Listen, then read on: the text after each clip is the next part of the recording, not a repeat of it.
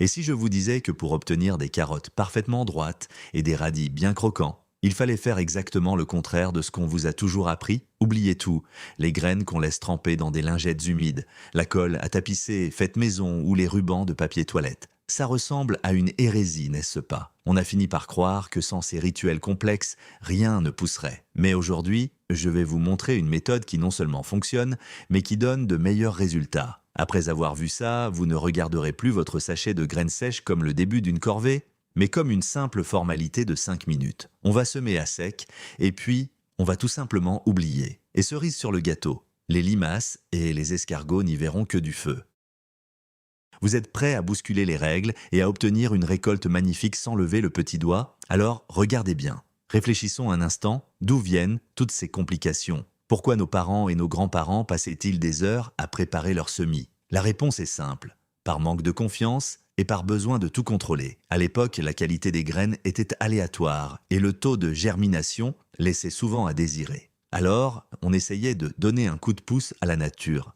On les faisait tremper pour trier celles qui étaient vivantes, on les faisait germer pour gagner du temps. Puis sont arrivés les rubans adhésifs, les gels et les colles pour éviter la corvée de l'éclaircissage ou pour garder l'humidité. Chacune de ces inventions répondait à un petit problème, mais au final, elles ont transformé un geste naturel en un véritable casse-tête d'ingénierie.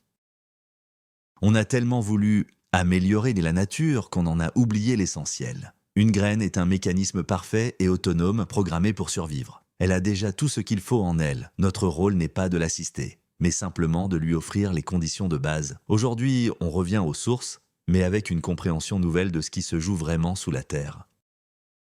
Commençons par la première erreur, et sans doute la plus courante, le trempage des petites graines. C'est une habitude qu'il faut absolument perdre. Prenez une graine de carotte, par exemple. Sa peau est une véritable armure naturelle qui protège l'embryon de toutes les agressions extérieures. C'est elle qui ressent l'humidité et la température du sol. Dès que les conditions deviennent idéales et stables, elle donne le signal du réveil. Mais que se passe-t-il quand on la fait tremper dans une coupelle d'eau? On la trompe, on lui envoie un faux signal. C'est le moment. La graine gonfle, s'active, et parfois, un minuscule germe commence déjà à pointer. C'est là que tout se complique. On prend cet être vivant, si fragile et à peine réveillé, pour le transplanter en pleine terre dans des conditions totalement différentes. Le sol est plus froid, plus sec, plus dur. Pour la graine, c'est un choc brutal. Beaucoup ne survivent tout simplement pas à ce stress. À l'inverse, une graine semée à sec s'adapte progressivement à son environnement. Elle décide elle-même du meilleur moment pour sortir. Elle se réveille directement dans sa maison définitive, sans traumatisme ni déménagement. Et c'est précisément pour cette raison que les semis effectués à sec donnent souvent des plants bien plus vigoureux et en meilleure santé.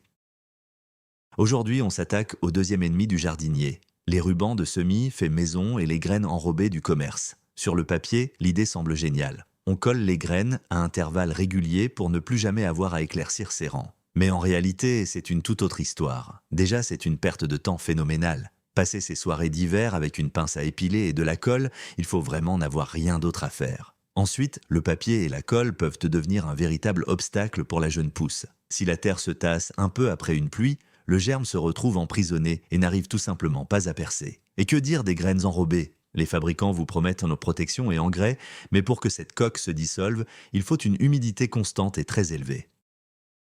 Si vous oubliez d'arroser ne serait-ce qu'une journée, cet enrobage durcit comme du béton et votre graine finit piégée à l'intérieur. Avec ma méthode, pour les paresseux, on oublie tous ces soucis. On va obtenir un semis parfaitement régulier, beaucoup plus facilement, sans colle ni artifice, grâce à un ingrédient tout bête que vous avez forcément sous la main. Passons maintenant au gel et hydrogel, souvent présentés comme le remède miracle contre la sécheresse. Le marketing nous vend du rêve? De petites billes qui absorbent l'eau pour la restituer lentement aux racines. Sur le papier, c'est l'idéal quand on ne peut pas arroser son jardin tous les jours. Mais en réalité, c'est un peu plus complexe. D'abord, la qualité de ces produits est très variable. Les versions bon marché peuvent contenir des composants chimiques douteux qu'on n'a pas franchement envie de retrouver dans nos carottes. Ensuite, attention, ce processus fonctionne dans les deux sens. Si le sol devient trop sec, le gel peut se mettre à pomper l'humidité directement dans la plante au lieu de l'aider. Résultat, il finit par dessécher vos cultures encore plus vite. Le plus beau, c'est qu'on peut obtenir le même résultat de façon totalement gratuite et naturelle. Non seulement cette méthode garde l'humidité, mais elle améliore aussi la structure du sol et nourrit les vers de terre. Ça vous intrigue? Cette solution, c'est le paillage. C'est l'élément central de notre méthode de jardinage sans effort, celle qui va vous permettre de laisser vos cultures s'épanouir en toute autonomie pendant un long moment. Avant de commencer vos semis, il faut d'abord comprendre les besoins profonds de la graine. De quoi a-t-elle besoin pour s'épanouir? De 3 choses seulement. Un contact direct avec l'humidité du sol, de l'oxygène et une température clémente. C'est tout. Notre mission est simplement de réunir ces 3 conditions en fournissant le moins d'efforts possible. Oubliez les corvées de bêchage intensif jusqu'à l'épuisement. Retourner la terre est inutile et même néfaste, car cela brise la structure du sol et élimine les micro-organismes essentiels. Ce dont nous avons besoin, c'est d'une couche superficielle bien meuble, sur environ 15 à 20 cm. L'outil idéal pour cela est un simple ameublisseur ou une griffe de jardin. Le but n'est pas de retourner les mottes, mais d'aérer la terre pour la rendre légère et respirante. Si votre sol est lourd et argileux, prenez le temps, une fois pour toutes, d'y incorporer des amendements comme du sable, du compost ou de la tourbe. C'est un investissement précieux pour les années à venir. Une fois ce lit douillet préparé, vous n'aurez plus qu'à passer un léger coup d'outil en surface chaque printemps avant de semer. Voilà, notre plate-bande est prête. La terre est souple, légère comme une plume. Maintenant, il est temps de tracer les sillons. Et voici une petite astuce de jardinier. Ne les creusez pas trop profond. Pour les petites graines, comme les carottes, l'aneth ou le persil, la profondeur idéale est d'1 ou 2 cm seulement, pas plus. Si vous les enterrez davantage, la minuscule pousse risque de s'épuiser avant même d'atteindre la lumière. Elle dépensera toute son énergie en chemin et sortira de terre déjà affaiblie. Alors, comment tracer un sillon parfait? C'est très simple. Prenez un manche d'outil ou un simple bâton bien droit, posez-le sur le sol et appuyez légèrement. Vous obtenez ainsi un lit parfaitement régulier pour vos futurs semis. C'est bien plus efficace que de donner des coups de binette où la profondeur est toujours irrégulière, laissant certaines graines en surface et d'autres enterrées vivantes. Simplicité et précision, voilà notre secret de réussite. Et maintenant, place à la magie. Comment semer de minuscules graines de façon régulière pour s'éviter des heures de corvée à genoux pour éclaircir les rangs? Oubliez la technique de la pincée directement depuis le sachet. Vous n'obtiendrez jamais un résultat uniforme. Voici mon ingrédient secret, du simple sable de rivière, bien sec. Vous pouvez aussi utiliser du marc de café séché. Ça marche à merveille et en prime, ça repousse certains nuisibles. Prenez un petit récipient, un bocal par exemple. Versez-y une demi-tasse de sable, puis ajoutez votre sachet de graines de carottes. Refermez le couvercle et secouez énergiquement, comme un barman avec son shaker. Les graines vont se mélanger parfaitement au sable. Maintenant, l'astuce consiste à ne pas vraiment semer, mais plutôt à saler vos sillons avec ce mélange.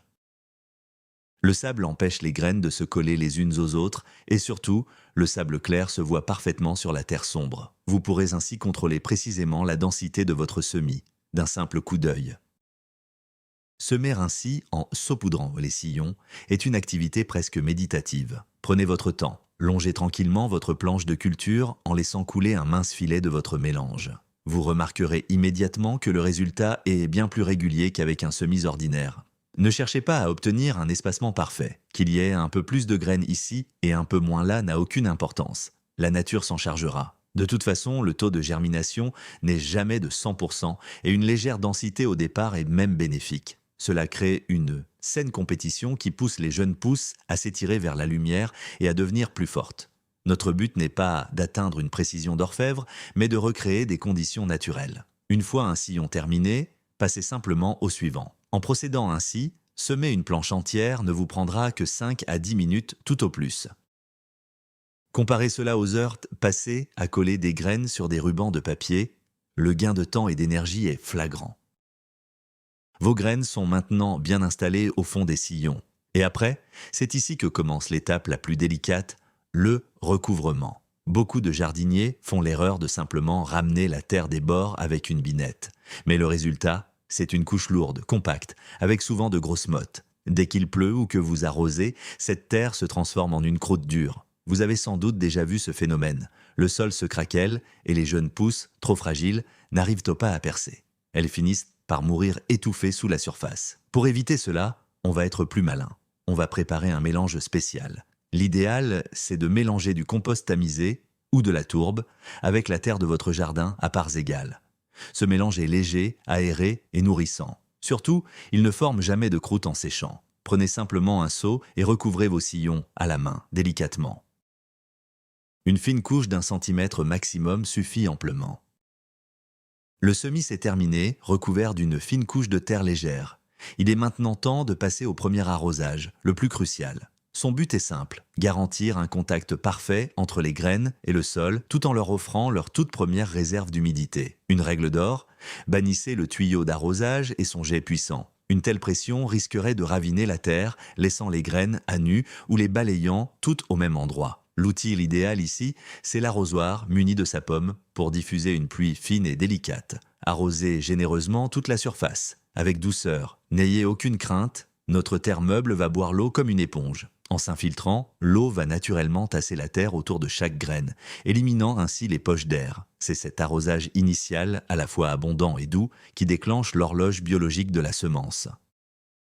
Elle reçoit alors un signal clair, l'humidité est là, elle est stable, il est temps de s'éveiller. Une fois cette étape franchie, nous passerons au geste essentiel qui nous permettra, pour ainsi dire, d'oublier notre potager. Voici le secret ultime pour un potager sans effort, le paillage. Juste après l'arrosage, pendant que la terre est encore bien humide, on vient recouvrir toute la surface de la plate-bande. Qu'est-ce qu'on utilise ? N'importe quelle matière organique légère, de l'herbe de tonte bien séchée, de la paille, du foin ou même des feuilles mortes. L'idée, c'est de former une couche d'environ 3 ou 4 cm.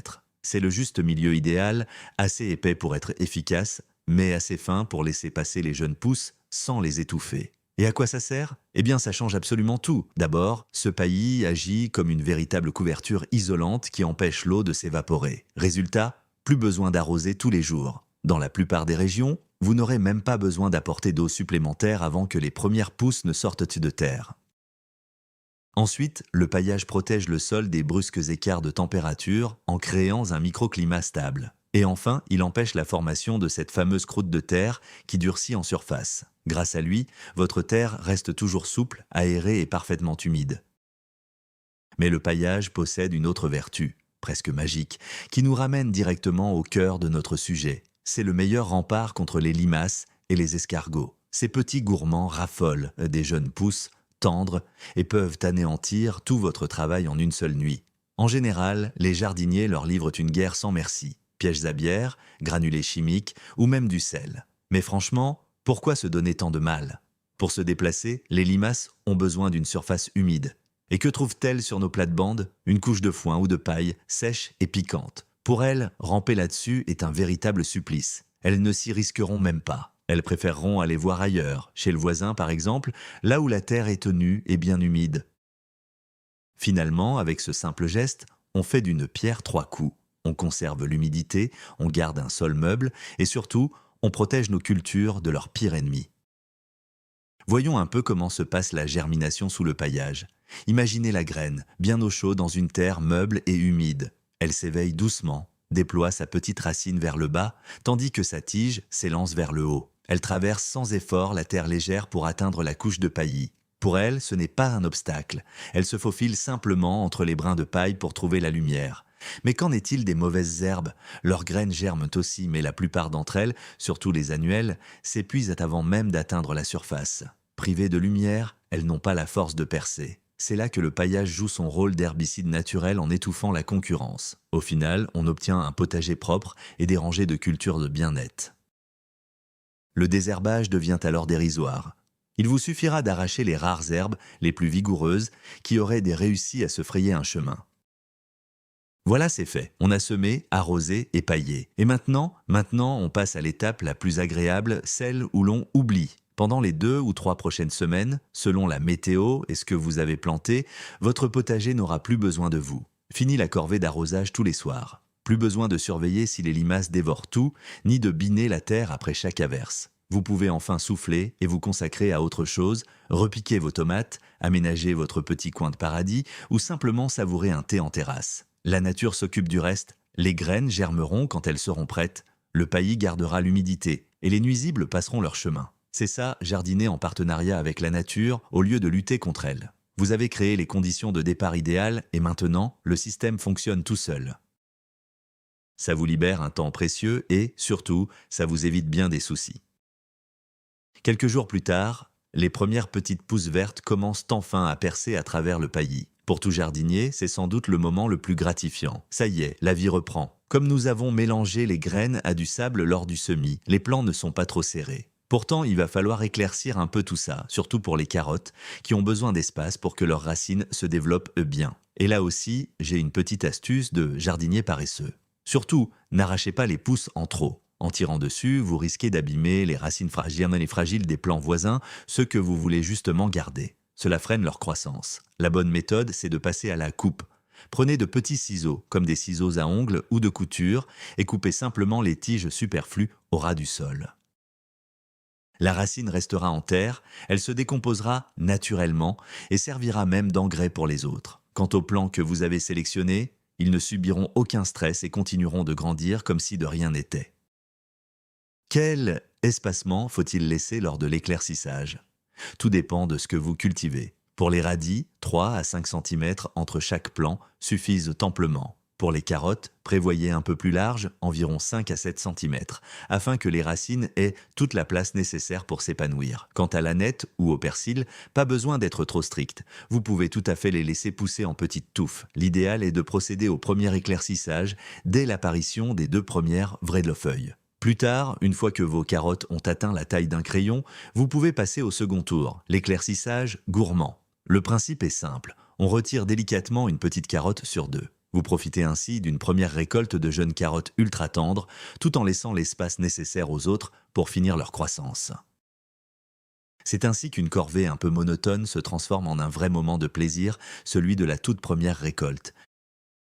Parlons maintenant de l'entretien. Vous allez voir, c'est un jeu d'enfant. Votre mission principale? Surveiller votre paillage. Avec le temps, il finit par se tasser, se décomposer ou être un peu éparpillé par les oiseaux et les vers de terre. Il suffit donc d'en rajouter régulièrement, que ce soit de l'herbe fraîchement tondue ou de la paille. Cela permet de garder la terre bien fraîche, d'étouffer les mauvaises herbes et de nourrir vos plants en continu avec de la matière organique. Côté arrosage, vous n'aurez à intervenir qu'en cas de forte sécheresse. Comment savoir s'il est vraiment temps d'arroser? C'est tout bête. Écartez un peu le paillis et enfoncez un doigt dans le sol. Si la terre est encore humide à 2 ou 3 cm de profondeur, pas besoin de sortir l'arrosoir. Le paillis fait un travail formidable pour retenir l'eau. Vous allez être surpris de voir à quel point les arrosages deviennent rares avec cette méthode. C'est un gain de temps précieux, mais aussi une belle économie d'eau, ce qui est loin d'être négligeable. Cette méthode fait des merveilles, et pas seulement avec les carottes. Testez-la sur les betteraves, les radis, le daikon ou encore le panais. Toutes les herbes aromatiques, comme l'aneth, le persil, la coriandre, ainsi que les salades, s'épanouiront grâce à cette technique. Vous pouvez même l'utiliser pour vos fleurs annuelles à petites graines, comme les pavots de Californie ou les cosmos. Le principe reste toujours le même, une terre bien meuble, un sillon peu profond, un semis de graines sèches mélangées à du sable, le tout recouvert d'un terreau léger et surtout un paillage indispensable. En réalité, vous ne faites qu'adapter un mécanisme naturel, celui des graines qui tombent au sol en automne pour germer d'elles-mêmes au printemps. La seule différence, c'est qu'au lieu de laisser faire le hasard, vous organisez vos rangs avec soin, en offrant aux semences des conditions un peu plus douillettes qu'à l'état sauvage. C'est là tout l'esprit d'un jardinage malin et réfléchi, une approche qui privilégie le plaisir plutôt que la fatigue.